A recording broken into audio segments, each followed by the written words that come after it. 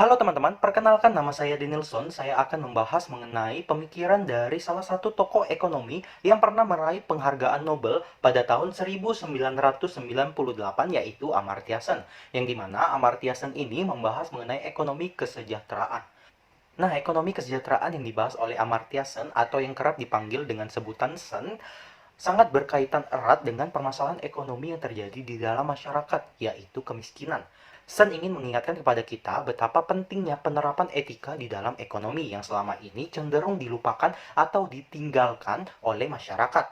Pandangan-pandangan etis Sen tidak lepas dari latar belakang sosial politik yang terjadi di negara India. Seperti yang kita tahu bahwasannya di negara India memiliki latar belakang sosial politik yang sangat berkaitan dengan kemiskinan. Nah, seperti yang dikatakan oleh Mahatma Gandhi, bahwasannya kemiskinan merupakan salah satu bentuk kekerasan yang paling buruk yang dialami oleh masyarakat. Kemiskinan yang masih saja terjadi hingga saat ini menjadi suatu problematika yang dihadapi oleh setiap negara, yang dimana tidak lepas dari peran birokrasi yang belum sungguh-sungguh atau belum optimal dalam melakukan atau menjalankan program-program pembangunan secara adil. Hal tersebut menjadikan Sen memiliki keyakinan bahwa ilmu ekonomi tidak hanya berurusan dengan pendapatan dan kekayaan, namun sudah seharusnya juga memiliki dimensi kemanusiaan dan moral yang kuat. Di dalam bukunya yang berjudul ini, Sen berpendapat bahwa hidup dan martabat manusia terlalu berharga hanya untuk dijadikan tumbal dalam persoalan ekonomi semata. Nah, menurut Sen, sudah sewajarnya jika nilai kebebasan individu tidak dipinggirkan dalam setiap kajian dan perdebatan ekonomi. Kebebasan individual yang dimaksud oleh Sen berupa pengakuan terhadap hak asasi manusia. Sen yakin bahwa jaminan akan hak asasi manusia bisa mengurangi resiko bencana ekonomi. Untuk itu, diperlukan peran dari sebuah negara, peran dari sebuah pemerintah yang ada di dalam negara sebagai regulator dan fasilitator untuk menjamin hak asasi manusia di dalam ekonomi. Sen juga mengintroduksi betapa pentingnya etika dalam filsafat ekonomi. Baginya, ilmu ekonomi modern telah lama meninggalkan etika sehingga distribusi kekayaan menjadi tidak merata.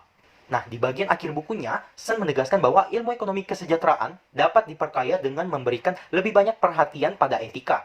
Demikian sebaliknya, etika bisa mengambil manfaat dari hubungan lebih erat dengan ilmu ekonomi.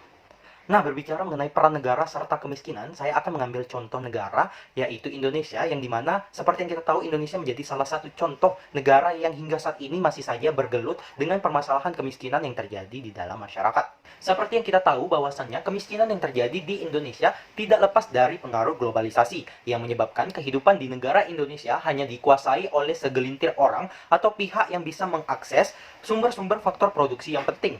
Lemahnya birokrasi juga menjadi salah satu penyebab terjadinya kemiskinan di negara Indonesia. Oleh karena itu, Indonesia perlu memperkuat peran negara sebagai regulator dan fasilitator seperti yang kita bahas sebelumnya, melalui kapasitas pemerintah dalam membuat program-program pembangunan yang tepat sasaran, terarah, dan benar-benar dilakukan dalam pandangan yang etis. Peran negara di sini juga dapat diperkuat dengan kesungguhan dan kesiapan dari birokrasi kita untuk mengadministrasi program-program pembangunan agar dapat dijalankan dengan sebaik-baiknya. Tanpa itu, kemiskinan akan selalu menghantui Indonesia sampai kapanpun. Jika ditanya mengenai argumen saya terhadap pemikiran Sen, saya sangat mendukung hal tersebut karena Sen mempertimbangkan dimensi kemanusiaan di dalam ilmu ekonomi. Menurut saya, jika kita ingin mencapai tingkat kesejahteraan di dalam masyarakat, maka kita harus memasukkan dimensi kemanusiaan tersebut di dalam pelaksanaan sistem ekonomi di sebuah negara. Sehingga, permasalahan ekonomi yang dirasakan oleh masyarakat seperti kemiskinan, pengangguran, dan lain-lain dapat teratasi dan tingkat kesejahteraan masyarakat dapat dicapai. Mungkin hanya itu yang dapat saya sampaikan, kurang lebihnya saya mohon maaf, semoga video ini dapat bermanfaat untuk kita semua. Terima kasih dan sampai jumpa.